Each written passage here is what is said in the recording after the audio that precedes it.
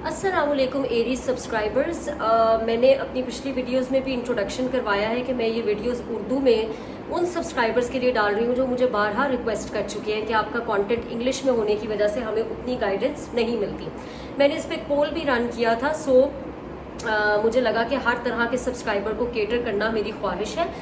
मैं ऐसा क्यों ना करूँ कि इंग्लिश का कंटेंट मैं इंस्टाग्राम के लिए रख लूँ और उर्दू का कंटेंट मैं यूट्यूब पे डाल दूँ। एरीज, ये रीडिंग टाइमलेस है, आप इसको जब भी देखेंगे उससे 1 महीने तक ये अप्लाई करेगी। मेरी कोशिश है कि सिंगल, कमिटेड, मैरिड और इवन कॉम्प्लिकेटेड रिलेशनशिप्स वाले एरीज पर ये रीडिंग रेजोनेट कर सके। बहरहाल ये एक जनरल रीड है, सो प्लीज़ अपनी अकल का इस्तेमाल कीजिएगा इसको अपनी सिचुएशन पे फिट रखते हुए, ठीक है। सबसे पहले हम देखते हैं कि रोमांस एंजल्स आपके अगले माह के लिए क्या एनर्जी दिखा रहे हैं कि लव डिपार्टमेंट में आपकी क्या एनर्जी होगी over the next month. Wow, that is a lot of cards. मैं थोड़ा सा और शफल करूंगी।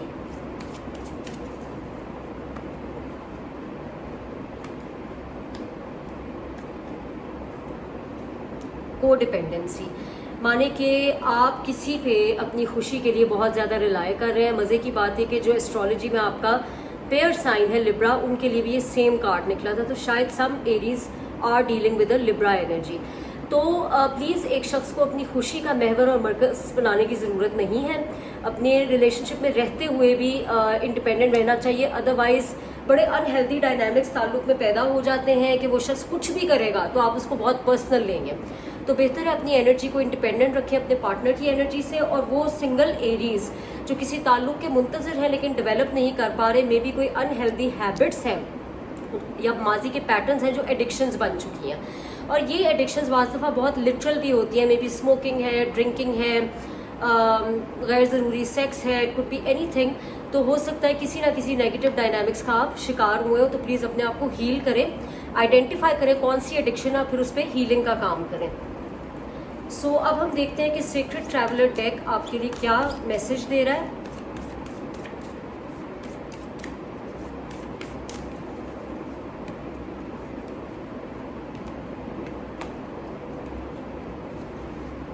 वॉयेज of the heart, love flows through you and to you.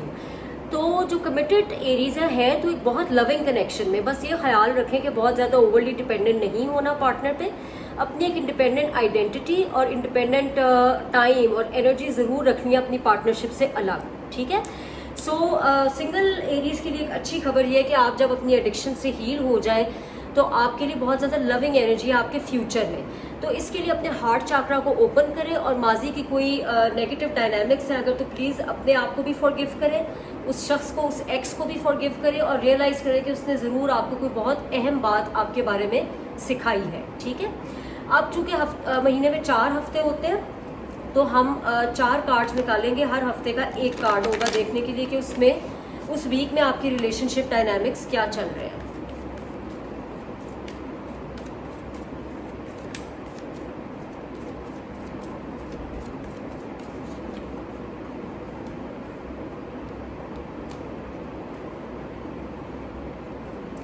The empress, beautiful, again Libra energy है।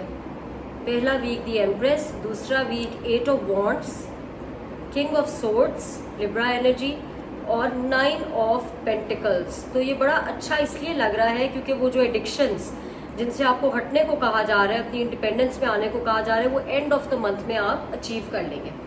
चले वॉक थ्रू करते हैं। सबसे पहले तो आप सेल्फ लव की एनर्जी में पहले वीक में, या आप किसी मदरली एनर्जी में, या आप अपनी मदर के साथ डील कर रहे हैं। टॉरस और लिब्रा एनर्जी भी यहाँ पे बहुत प्रोमिनेंट है। तो ये शख्स या ये ताल्लुक या ये कनेक्शन आपको सिखा रहा है हाउ टू लव योरसेल्फ, अपने आप से प्यार किस तरह करना है, तभी आप किसी और से प्यार कर सकते हैं। सिंगल एरीज के लिए बड़ा अच्छा टाइम है, अगेन सेल्फ लव है। और वेट करें कि कोई शख्स आपकी तरफ खुद बढ़े बजाय इसके कि आप उनको चेस करें, ठीक है। और सेकंड वीक में ही मुझे नज़र आ रहा है कि वो जिनका इंतज़ार है आपको, या जहाँ से कम्युनिकेशन का आप वेट कर रहे हैं, वहाँ से आपको मैसेजेस आने शुरू हो रहे हैं। ये बड़ी पैशनेट और फायरी किस्म की एनर्जी है, ठीक है।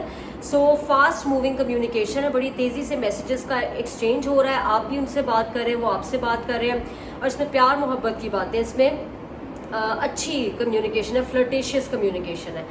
थर्ड वीक में भी कम्युनिकेशन का मैसेज है, लेकिन ये सीरियस कम्युनिकेशन है। मे बी आपको अपने पार्टनर से कोई ज़रूरी बात कहनी है, या ये जो नया बंदा आपकी लाइफ में आया सिंगल एरीज, इसकी एनर्जी है जेमिनी, लिब्रा, एक्वेरियस, इसने भी या शायद आपसे कोई बहुत ज़रूरी बात कहनी है। लेकिन थर्ड वीक में आपके लिए मैसेज है कि अपने हार्ट से ज़्यादा अपनी माइंड के साथ फैसला करना है, लॉजिक के साथ चीज़ों को देखना है, ना कि उनको पर्सनलाइज करना है या इमोशंस में फ्लोट करना है। बेहतर है कि अपने माइंड को यूज़ करें। चौथे वीक में मैं आपको बहुत ज़्यादा फाइनेंशियली अबंडेंट देख रही हूँ। एक्चुअली स्टार्ट में भी फाइनेंशियल अबंडेंस का कार्ड है, और महीने को एंड भी आप इसी नोट पे कर रहे हैं कि आपके पास काफ़ी पैसा है, आप अपनी इंडिपेंडेंट एनर्जी में बहुत खुश हैं, और चाहे आप कपल्ड हैं या सिंगल हैं, आप अपनी इंडिपेंडेंट आइडेंटिटी को एम्ब्रेस कर रहे हैं, आप अपनी एडिक्शंस को ख़त्म कर रहे हैं, अपनी डिपेंडेंस को ख़त्म कर रहे हैं, और ये बड़ी अच्छी एनर्जी है। सिंगल एरीज अगर किसी नए शख्स में पोटेंशियल नहीं देखेंगे तो आप चूज़ करेंगे by the end of the month कि मैं अकेला ही ठीक हूँ या अकेली ही ठीक हूँ, मुझे ज़रूरत नहीं है अपनी ज़िंदगी में ड्रामा ऐड करने की। ये भी हो सकता है कि थर्ड वीक में अगर कोई नेगेटिव पैटर्न या कोई नेगेटिव बंदा है आपकी लाइफ में, तो आप उसको अपनी ज़िंदगी से निकाल दें। ये एडिशनल गाइडेंस है जो हम हर वीक में एक कार्ड देखेंगे।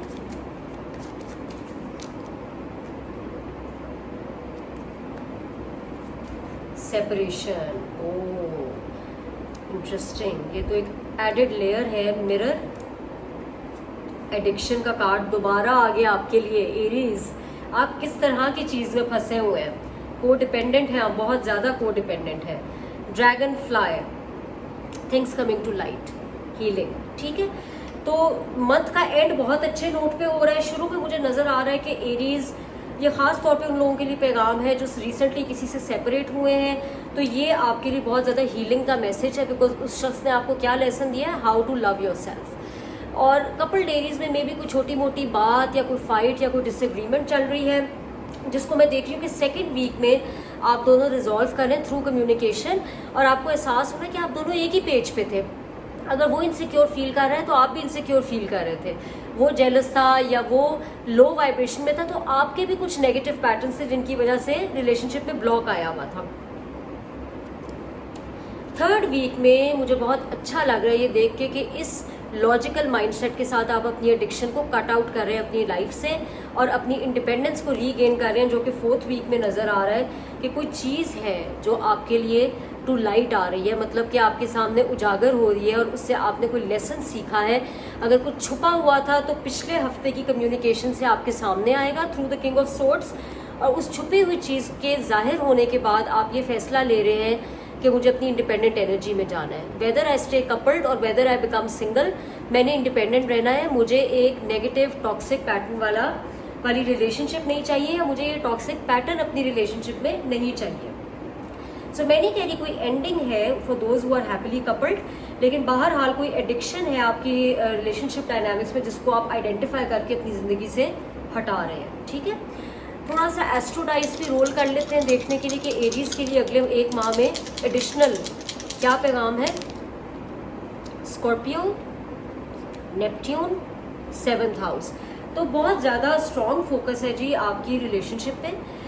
लेकिन अगेन यहाँ पे नेपट्यून के साथ में भी कुछ चीज़ें छुपी हुई थी। नेपट्यून अभी रेट्रोग्रेड हो गया है, और स्कॉर्पियो एनर्जी के साथ भी यही नज़र आ रहा है, या तो आप जिसके साथ डील कर रहे हैं वो स्कॉर्पियो है या उनके चार्ट में स्कॉर्पियो प्लेसमेंट्स हैं। और नेपट्यून के साथ मुझे ये नज़र आ रहा है कि कुछ छुपी हुई चीज़ खुल के सामने आने लगी। आप दोनों बहुत हेल्दी तरीके से उसके बारे में कॉन्वर्सेशन करेंगे और उससे कोई ना कोई मामले की रेजोल्यूशन निकलेगी। तो मेक श्योर कि ना आप अगले को धोखा दें या उससे कुछ छुपाएं, और अगर वो आपसे कुछ छुपा रहा है तो उसको इनकरेज करें कि वो खुल के बात करें, ठीक है। एरीज, फाइनल आपके लिए एक गाइडेंस निकाल लेते हैं यहाँ से, विजडम ऑफ द ऑरेकल से गाइडेंस का मैसेज देख लेते हैं।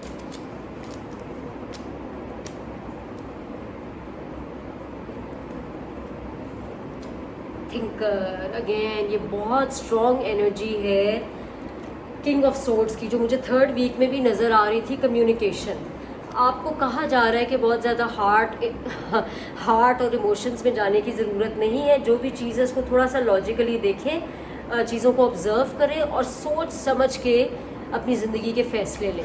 तो यहाँ पे बहुत स्ट्रांगली मैसेज है अपने माइंड और अपने लॉजिक को इस्तेमाल करने का, ठीक है। So think before you act, और हार्ट से ज़्यादा, इमोशन से ज़्यादा लॉजिक और माइंड का सहारा लें, ठीक है एरीज।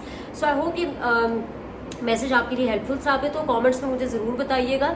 अगर ये रीडिंग आपको पसंद आती है तो इस तरह की रीडिंग्स को मैं एक मुस्तकिल फीचर बना दूंगी। अगली वीडियो तक अपना बहुत सा ख्याल रखें। थैंक यू, अल्लाह हाफिज़।